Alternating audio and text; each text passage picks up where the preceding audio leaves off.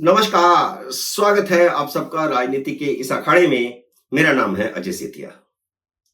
मित्रों, राहुल गांधी की मोहब्बत की दुकान बंद हो चुकी है और अब नफरत की दुकान शुरू हो चुकी है। कांग्रेस के यूट्यूब हैंडल से नरेंद्र मोदी के खिलाफ नफरत की आंधी चल रही है। यूट्यूब ही नहीं, एक्स हैंडल पर की कांग्रेस के सारे नेता, सिर्फ राहुल गांधी ही नहीं बल्कि सारे नेता नरेंद्र मोदी के खिलाफ जहर उगल रहे हैं। आजादी के 76 साल के इतिहास में किसी प्रधानमंत्री के खिलाफ किसी विरोधी दल ने नफरत की ऐसी आंधी नहीं चलाई जैसी इस समय मोदी के खिलाफ चल रही है। वैसे तो कांग्रेस 2002 से ही, गोधरा दंगों के बाद से ही नरेंद्र मोदी के खिलाफ जहर उगलती रही है, नफरत की हवा चलाती रही है। लेकिन जैसी आंधी अब चल रही है, ऐसी आंधी पहले कभी नहीं चली।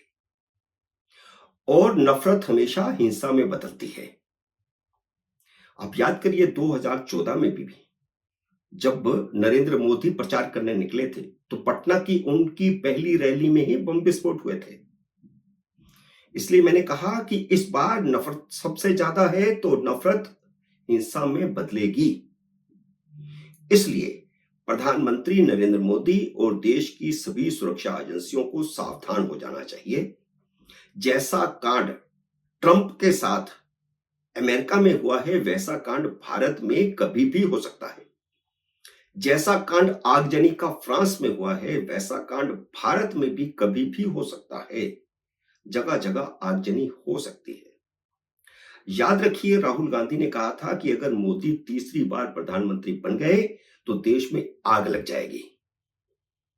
हालांकि उन्होंने कहा था कि अगर मोदी ने संविधान बदला तो देश में आग लग जाएगी। इसलिए वे संविधान की कॉपी हाथ में लिए घूमते हैं। चुनाव प्रचार के दौरान भी वह संविधान की कॉपी हाथ में लिए घूमते थे, लोकतंत्र और संविधान को खतरा बता रहे थे, आरक्षण खत्म होने का डर दिखा रहे थे। लेकिन उन्हें और विपक्ष के बाकी नेताओं को पहले भी पता था और अब भी पता है कि मोदी का संविधान बदलने का इरादा पहले भी नहीं था, अब भी नहीं है और उनकी इतनी हैसियत भी नहीं है राजनीतिक तौर पर कि वह संविधान बदल दें। संविधान और आरक्षण का डर दिखाकर वह सत्ता हासिल करना चाहते थे, जिसमें वह आंशिक तौर पर कामयाब हुए हैं। 54 से 99 हो गए, सीटें जरूर बढ़ गई, लेकिन सत्ता नहीं हथिया पाए। सत्ता से तो कोसों दूर है अभी भी। इसलिए उनकी मोदी के प्रति नफरत पहले से भी ज्यादा हो गई है। फ्रस्ट्रेशन में आ गए हैं। लगातार तीसरी बार हार और 100 तक सीटें नहीं पहुंच पा रही कांग्रेस की। इसलिए इस समय सबसे ज्यादा फ्रस्ट्रेशन में है राहुल गांधी। वह देश को आग लगाने के लिए निकल पड़े हैं। मोदी के प्रति नफरत पहले से भी ज्यादा हो गई है। देश भर का दौरा कर रहे हैं और मोदी के खिलाफ नफरत फैला रहे हैं। भाजपा और आरएसएस के खिलाफ वैसी ही आग उगल रहे हैं जैसे पिछले 76 साल से कम्युनिस्ट और मुस्लिम कट्टरपंथी उगलते रहे हैं। जैसे कम्युनिस्टों और मुस्लिम कट्टरपंथियों ने बंगाल और केरल में हिंसा की राजनीति की, सालों साल हिंसा की राजनीति करते रहे, भाजपा और आरएसएस के वर्करों की हत्या होती रही। ठीक वैसी ही राजनीति अब राहुल गांधी कर रहे हैं।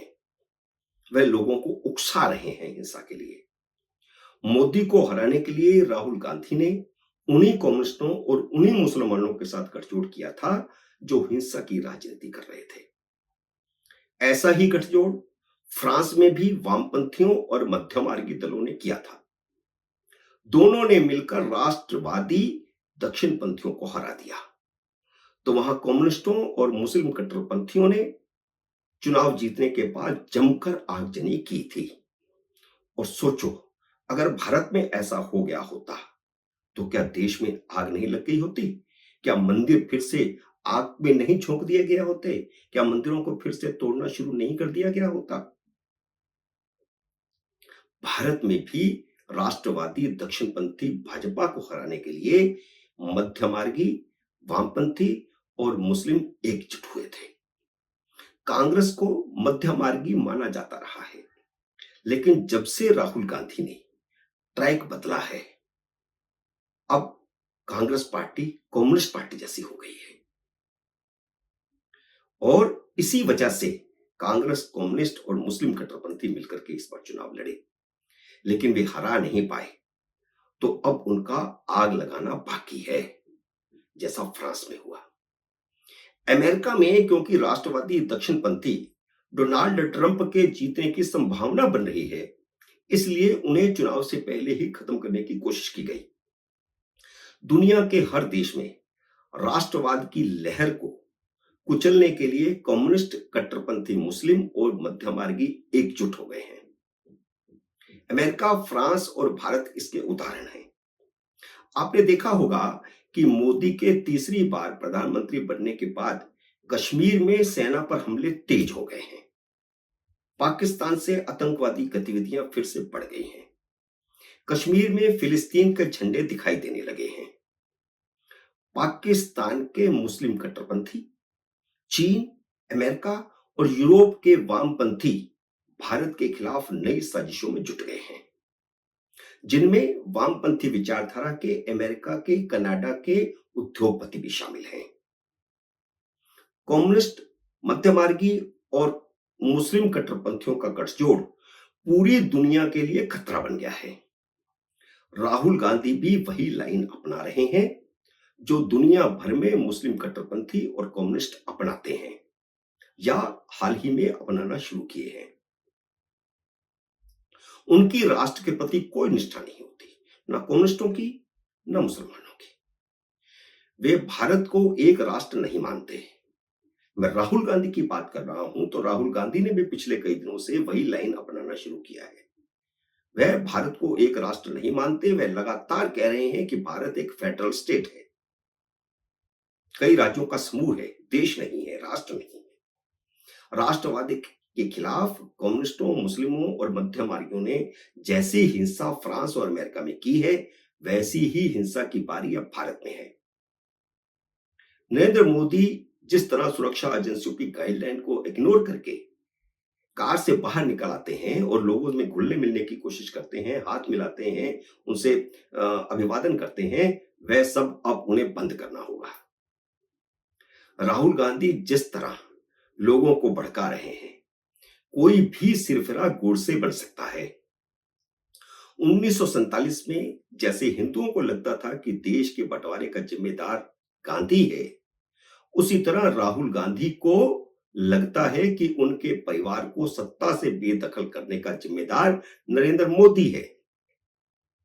भारतीय राजनीति में केरल और बंगाल को छोड़कर ऐसी नफरत पहले कभी नहीं होती थी, जैसी सोनिया गांधी और उनके बेटे के राजनीति में प्रवेश के बाद पैदा हुई है।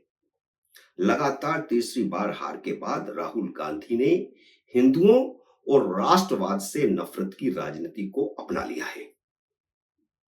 22 जुलाई को जब संसद का बजट सत्र और मानसून सत्र शुरू होगा, उस दिन राहुल गांधी किसानों को आगे करके संसद पर हमला करवाने वाले हैं।